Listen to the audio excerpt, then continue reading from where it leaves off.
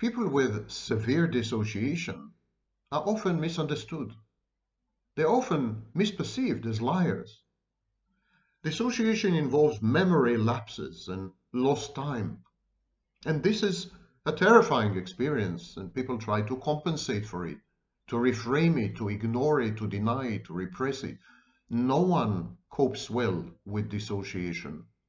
Dissociation is a thief that takes bits and pieces of your life away. And so people try to bridge these gaps.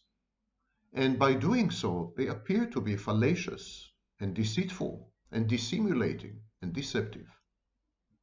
Frequently, these people appear to be lying, but they're actually not prevaricating. It is just that because of their extreme dissociation, these people have learned to not forget. They hoard memories. These people never discard even the tiniest details. They document their lives meticulously. They memorize dates and numerous trivia and data as handles. Some things to hang on to in their hole-ridden minds. Dissociation engenders compulsive memorizing, ironically. Dissociation forces the individual to revisit time and again recalled snippets and snatches of a life ill-lived, then try to put them together within a coherent and cohesive narrative. And then there are holes in this narrative, there are gaps, and the individual invents a story. And so these pieces of fiction which glue the narrative together, which generate a simulacrum of continuity, they appear to be lies, deliberate, premeditated and manipulative, Machiavellian lies, but they're not.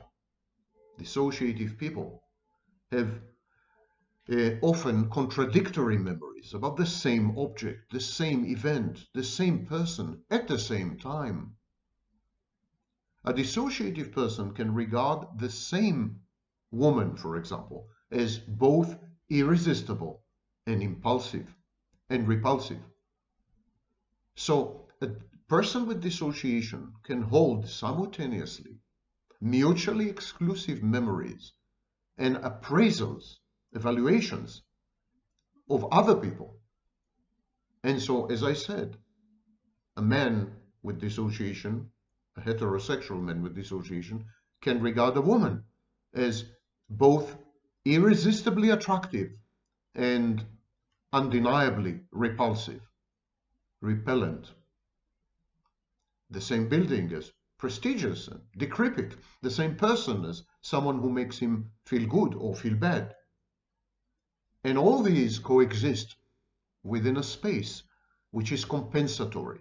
There's an attempt to compensate for the dissociation by, as I said, hoarding all these memories, never letting go, never updating, never revising, never recreating the narrative to accommodate new data and new information. And such gaping discrepancies make dissociative people appear inconsistent and deceitful. But we are not talking about lying. This is not lying.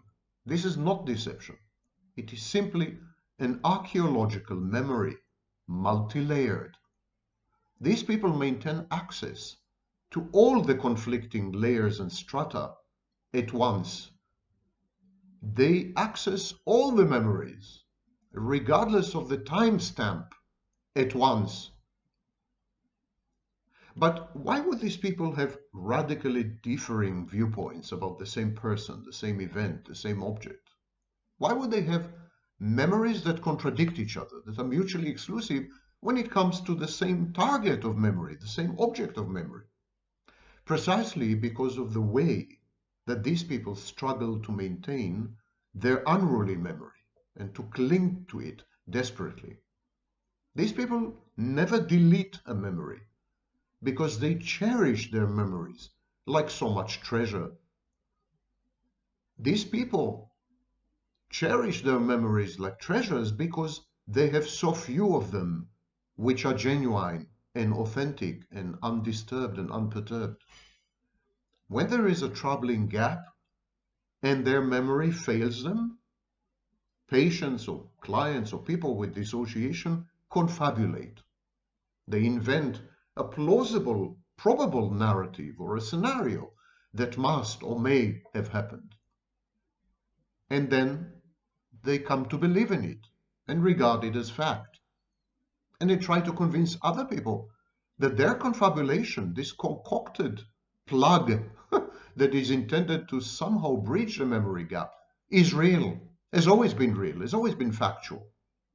And when they encounter a challenge or a disagreement, they react with aggression and they acquire a reputation for lying, for mendacity, for deceitfulness, which is utterly unjustified. It is just a forlorn attempt to re-establish continuity in a disjointed, broken life, an identity that could never coalesce because the underlying memories were severely hampered and obstructed and shattered and fragmented. So these people never get rid of a memory. They never replace one memory with another. They never modify a memory. They simply add the memory to another memory. Even if the two memories are diametrically opposed, even if the two memories contradict each other, even when the two memories refer to the same person, same event, same object, and they can't sit well together because they are totally opposite.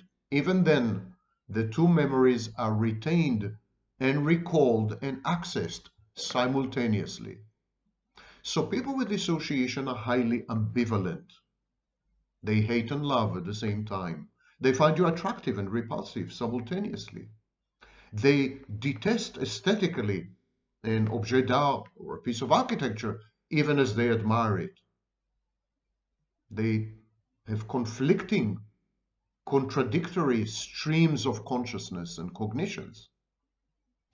Dissociation is typical in borderline personality disorder and may be the reason, the cause of idealization devaluation, approach avoidance. These cycles of behavior, these cycles of attitude, these cycles of motivation, these cycles of interpersonal intense relationships, these cycles may emanate from the very fact that the borderline is dissociative, the narcissist is dissociative, and they're unable to discard antiquated, out-of-date memories in favor of more updated ones. And so they're always ambivalent about other people, about their own lives, about events, about objects, about values, about beliefs. They're always ambivalent. They always simultaneously hate and love, approach, avoid, seek and crave, reject and fear. Borderlines and narcissists, but borderlines more so, are labile. The changes in their internal states, self-states, in their cognitions, their emotions, in their moods, are so abrupt and violent that they disrupt any personal continuity and a sense of coherent identity. And this discontinuity also makes borderlines and narcissists appear to be fallacious liars. But they're not. This discontinuity, this identity diffusion or identity disturbance is real. These people are not pretending to be someone else. They are someone else from time to time.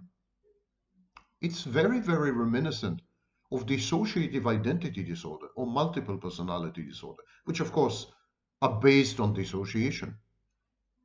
Borderlines and narcissists are just struggling with their fragmented memories and excruciating lability, with the volatility, with the contradictions inherent in their state of mind, with their inability to create cohesive, internally consistent narratives that sit well with reality, and of course, with their impaired reality testing. Dissociation is at the heart of all these phenomena and a crucial part of the etiology of narcissistic and borderline personality disorders.